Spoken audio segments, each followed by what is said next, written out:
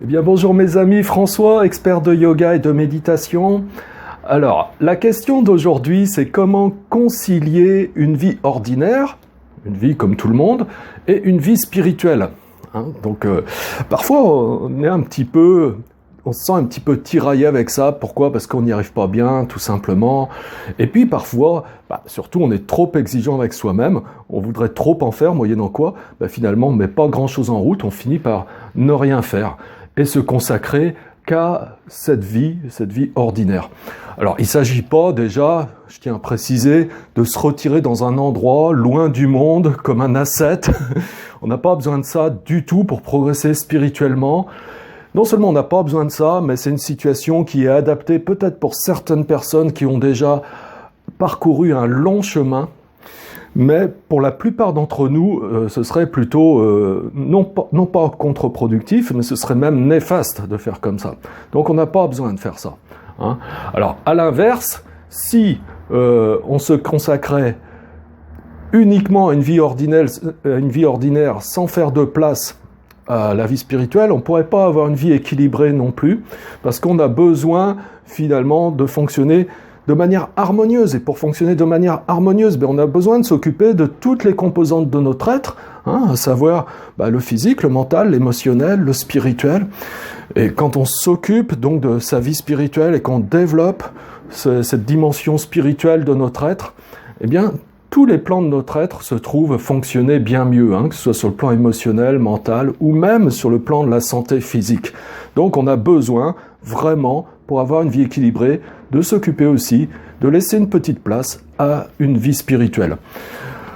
Alors, quand on a bien avancé dans la démarche, de toute façon, cette vie spirituelle se trouve vraiment intégrée dans la vie au sens large, donc c'est-à-dire c'est quelque chose qui est intégré de manière permanente dans sa vie, quoi que l'on fasse. Mais avant d'en arriver à ce stade-là, eh bien, on a besoin de consacrer formellement, ne serait-ce qu'un quart d'heure ou une demi-heure par jour. Si on parle d'un quart d'heure par jour, regardez, un quart d'heure sur 24 heures, ça fait quoi ? Ça fait 0,25 sur 24. Si vous traduisez cette fraction en pourcentage, ça fait même pas 1% du temps, ou ça fait à peine 1% du temps. C'est rien du tout.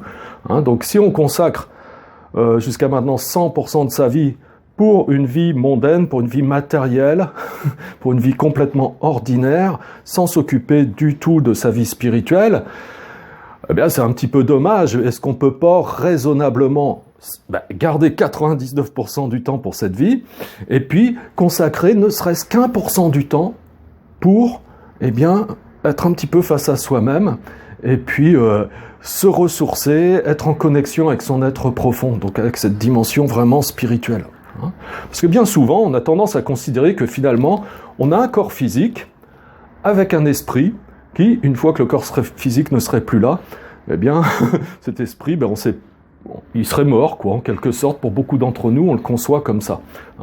Donc, on considère qu'on a un corps physique avec un esprit, alors qu'en réalité, on est un esprit avec un corps physique. Avant tout. Donc, avant tout, nous sommes esprit. Donc on a besoin de s'occuper de notre être véritable, de cette dimension spirituelle et profonde, qui fait partie plus que toute autre chose de notre être. Okay. Donc un quart d'heure par jour. Alors, que faire pendant un quart d'heure par jour ? Bon, ça, il y a maintes possibilités de faire une pratique. Si vous êtes intéressé par ça et que vous n'avez pas encore engagé une pratique, vous pouvez vous rapprocher de moi personnellement, ou je vous conseille, si vous êtes trop loin géographiquement, peut-être vous serez plus à l'aise de vous rapprocher de quelqu'un physiquement qui, localement, enseigne le yoga au sens large, et pas seulement des mouvements, des postures, mais qui aussi, transmet toute cette dimension du yoga, qui est cette dimension spirituelle, pour vous aider à entamer une pratique qui vous soit adaptée, parce que ça, c'est important. Il faut trouver une pratique qui vous soit adaptée. Alors, très basiquement, on a tendance, ce que vous pouvez faire, c'est déjà faire ce travail, c'est-à-dire de lister toutes les activités qui sont les vôtres au quotidien. Au fur et à mesure que vous faites quelque chose, vous le notez. Voilà. Vous faites ça pendant 2-3 jours, vous prenez un petit carnet, vous notez absolument tout ce que vous faites. Et à un moment donné, la pratique que vous pouvez faire, c'est vous arrêter sur chaque chose que vous faites, sur chaque personne que vous avez rencontrée, qui vous avez partagé quelque chose, et de vous poser simplement la question, eh bien, le fait d'avoir pratiqué telle activité, ou de partager telle ou telle chose avec telle personne, est-ce que c'est quelque chose qui est plutôt de nature à me tirer vers le haut et à m'élever spirituellement, ou est-ce qu'au contraire, ça peut être quelque chose qui me plombe et puis qui finalement va pas me faire vraiment avancer spirituellement, au contraire va être un frein.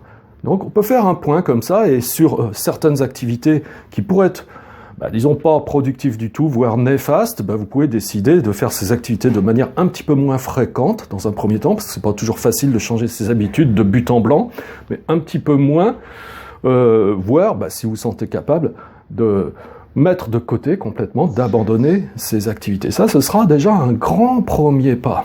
Voilà. Et ça vous amènera aussi à voir des choses devant vous, à voir aussi comment vous pouvez fonctionner intérieurement, parce que nécessairement, si vous abandonnez certaines habitudes, ça va susciter en vous des mouvements émotionnels, des ressentiments, des pensées. Vous allez avoir un spectacle qui va se présenter devant vous, qui va vous amener à voir vraiment comment vous fonctionnez, qu'est-ce qui se passe dans telle ou telle situation. Ce sera intéressant. Ça fait partie aussi de l'expérience.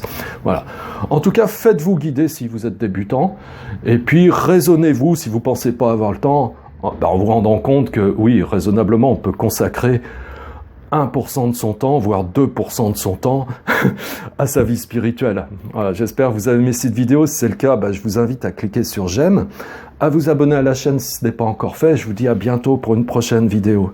Au revoir mes amis.